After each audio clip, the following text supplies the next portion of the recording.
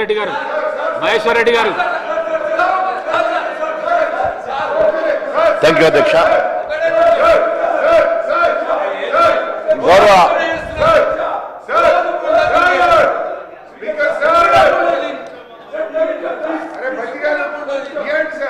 గౌరవ ఉప ముఖ్యమంత్రి గారు అనేకమైనటువంటి అంశాలు మాట్లాడారు, కానీ నేను అడిగినటువంటి ఏ ఒక్క కూడా పంపిస్తున్నారు, ఇది కూడా స్పీకర్ కూడా సమాధానం చెప్పలేకపోయారు.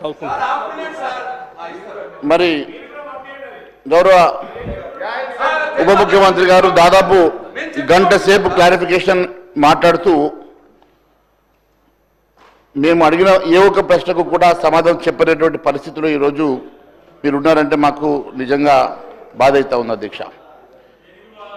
ఒకసారి ముఖ్యమైనటువంటి అంశాల్లో అధ్యక్ష, మరి బిల్లు చెల్లింపులపై శ్వేతపత్రం విడుదల చేయాలనే అంశం మీద వారు ఏం మాట్లాడకపోవడం కానీ, లేకపోతే కాంగ్రెస్ ఇచ్చినటువంటి సంక్షేమ హామీల అమలుకు రాష్ట్ర ప్రభుత్వానికి ఏటా 132,000 కోట్ల అవసరం అవుతుంది. మరి 132,000 కోట్ల రూపాయలు ఏ రకంగా సమకూర్చుకుంటారు, ఏ రకంగా మరి ఎందుకంటే అలొకేషన్స్ అయితే ఎలాగో చేయలేకపోయినారు అధ్యక్ష. మహాలక్ష్మి పథకం కింద 14,000 కోట్ల రూపాయలు కానివ్వండి, రైతు భరోసా పథకానికి 17,000 కోట్లని, ఆత్మీయ భరోసా, పంట బోనస్, వ్యవసాయ కూలీలకు ఏటా 12,000 కోట్లని, మరి 12,600 కోట్లు అవసరమవుతాయని, వరి క్వింటాల్కి 500 బోనస్ అంశంలో మరి 12,000 కోట్లు నిధులు అవసరమని, రైతు భరోసా, రైతు కూలీ, ఆత్మీయ భరోసా, వరి పంట బోనస్ ఈ 3 అంశాలకి 42,000 కోట్లు అవసరమవుతుందని ఎక్కడ కూడా బడ్జెట్ అలొకేషన్ చేయకుండా ఏ రకంగా మరి 6 గ్యారెంటీలు మీరు అమలు చేస్తారో ఒకసారి సభకు చెప్పాల్సిన అవసరం ఉండే మీరు ఎక్కడ కూడా అది మాట్లాడకపోవడం బాధాకరం అధ్యక్ష.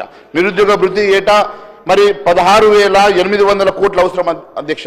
కానీ నిరుద్యోగ భృతి అంశంలో ఎక్కడ కూడా వారు మాట్లాడలేదంటే మరి ఖచ్చితంగా నిరుద్యోగ భృతి మరి మోసం చేయడం మాత్రమే అవుతుంది కదా అని చెప్పి అడుగుతా ఉన్నాం అధ్యక్ష.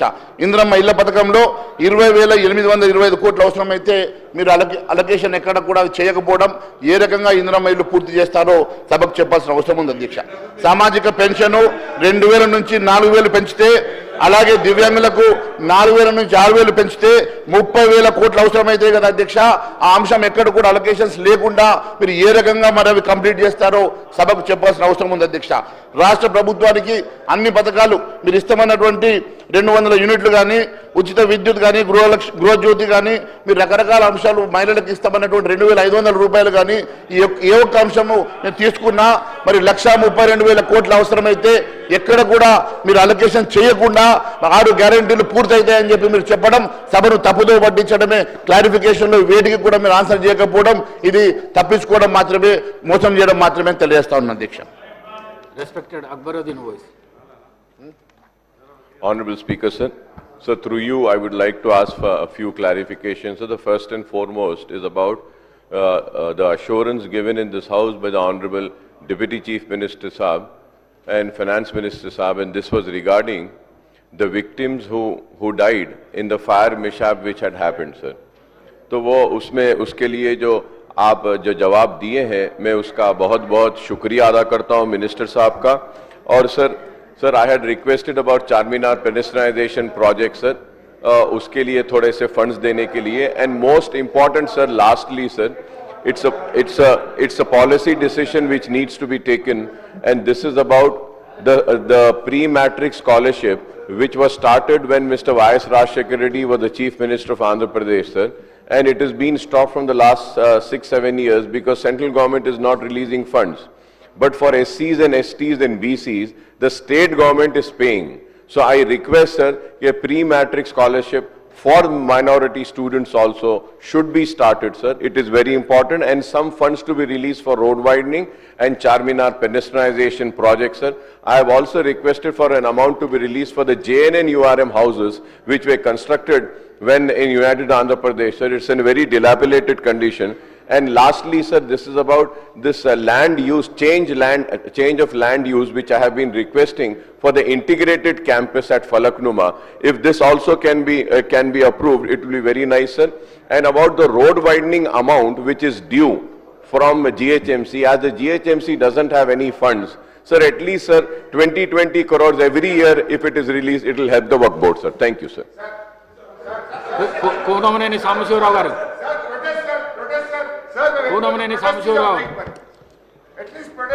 Thank you sir. ఈ హోంగార్డులకు సంబంధించి ఆంధ్రప్రదేశ్లో 400 మంది అక్కడ ఉన్నారు, ఇక్కడ తెలంగాణలో 400 మంది ఉన్నారు అధ్యక్ష. వీరిద్దరూ పరస్పర ట్రాన్స్ఫర్ల కోసం ప్రయత్నం చేస్తున్నారు. అది మీ ద్వారా ఈ అంశం వారి దృష్టికి తీసుకెళ్తా ఉన్నాను. అదేవిధంగా ఇంతకుముందు నేను చెప్పింది వికారాబాద్ హాస్పిటల్ అధ్యక్ష. ఆ హాస్పిటల్లో ఎటువంటి సౌకర్యాలు లేవు అనేది ఈ 2 అంశాలు మీ దృష్టికి తీసుకొస్తాను. పాల్వాయి హరీష్.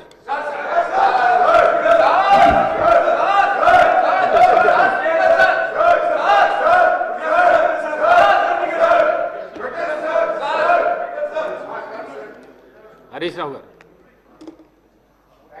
సార్, ఈ సెషన్ లాస్ట్ మాట సార్, ఇంత అవకాశం ఇచ్చారు, ధన్యవాదాలు సార్. ఈ సెషన్లో so speaker sir, protest is our right sir, nobody can డినే sir. మీరు ఎలియా మినిస్టర్ గారు, protest is party right sir, అది మీరు అట్లా డినే చేయకూడదు సార్. ఇప్పుడు గౌరవనీయులు ఉప ముఖ్యమంత్రి గారు కాగ్ బుక్ నాకు పంపించారు. నేను వారి దగ్గరికి వెళ్ళి కూడా చూసి ఎక్స్ప్లెయిన్ చేసి కూడా వచ్చిన అధ్యక్ష.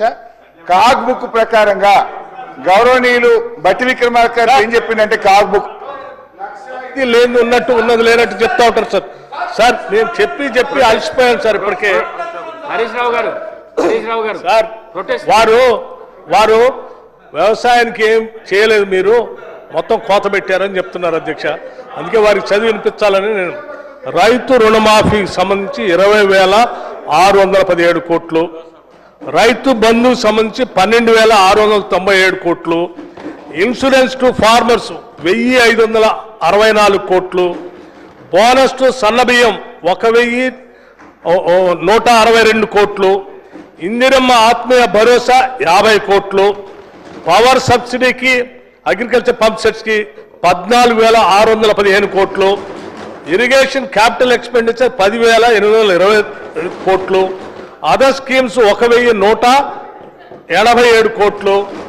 మొత్తంగా వ్యవసాయ రంగానికి మేము ఖర్చు పెట్టింది ఇప్పటికీ 62,718 కోట్ల అధ్యక్ష.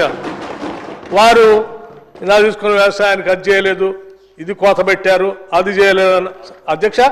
ఇది లెక్కలు. దీంతో పాటు వారికి ఆ సీడీ క్రాప్ దాని కూడా లోన్ వ్యవస్థ కూడా పంపిస్తా అని చెప్పారు. అది దాంతోపాటు మిత్రుడు మహేశ్వర్ రెడ్డి గారు కూడా కొన్ని చెప్పారు. తప్పనిసరిగా నేను అటెండ్ చేస్తానని చెప్పాను. వారు చెప్పినవన్నీ రాసుకున్నా అని చెప్పాను. వారితో కావాలంటే మీరు వచ్చి కూర్చుంటే మీకు కావాల్సినవి మీరు చెప్పినవన్నీ కూడా అమలు చేయడానికి ట్రై చేస్తా అని చెప్పాను. కోననేని సాంబశివరావు గారు చాలా చక్కటి సూచనలు చేశారు, కొన్ని బడ్జెట్ గురించి చెప్పారు. అట్లాగే సాంబశివరావు గారు నేను రాసుకున్నాను మీరు చెప్పినవన్నీ.